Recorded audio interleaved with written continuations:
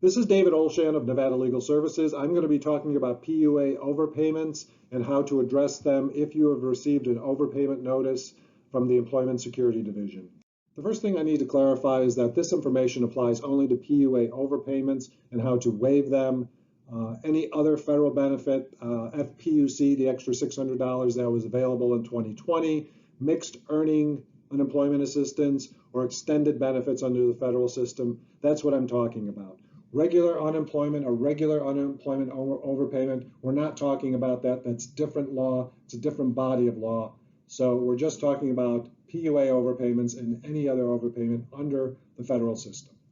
You can waive these overpayments if you are without fault or it's against collection of the overpayment is against equity and good conscience.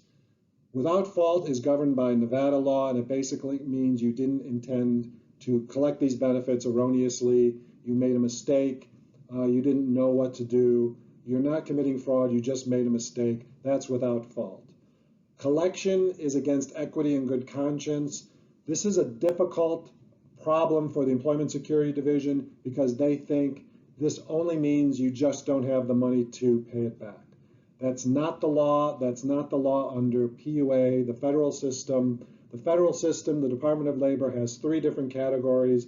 One is financial hardship, which of course the Employment Security Division is using already, but there's two others. One is detrimental reliance and the other is unconscionable. So irrespective of your poverty or your ability to pay it back, you can still waive an overpayment.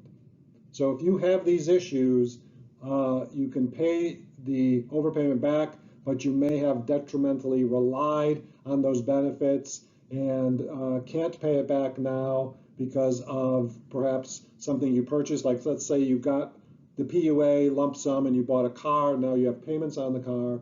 Even though you may have the money to make the overpayment and pay it back, federal law allows you to waive the overpayment, and that's something that the Employment Security Division is not aware of. So please contact us if you get an overpayment notice. We might be able to help. Fraud is an area where you usually can't waive the overpayment. If you've committed fraud, the previous factors don't apply and you will have trouble waiving that overpayment. The only way you can really do it is if you get the fraud determination reversed. There is a 15% penalty added to any overpayment based on fraud, and the definition of fraud, it's very sort of broad for the Employment Security Division. However, the law, it's not so broad. It's an intentional or reckless disregard for the truth that results in monetary gain. So if you say that you're unemployed when you're working, if you say that you're eligible for unemployment even though you're going to school or you're in jail, those are some examples of fraud. Fraud doesn't apply if you applied for PUA and you're eligible for regular unemployment. If they charge you with fraud, that's wrong, and that doesn't meet the definition of fraud. You're not committing fraud when you make a mistake. Many times when you have an overpayment, we get questions regarding how can the Employment Security Division collect. Well, they collect the PUA overpayment by taking it out of your regular unemployment. 50% of your benefits can be used to pay off a PUA overpayment.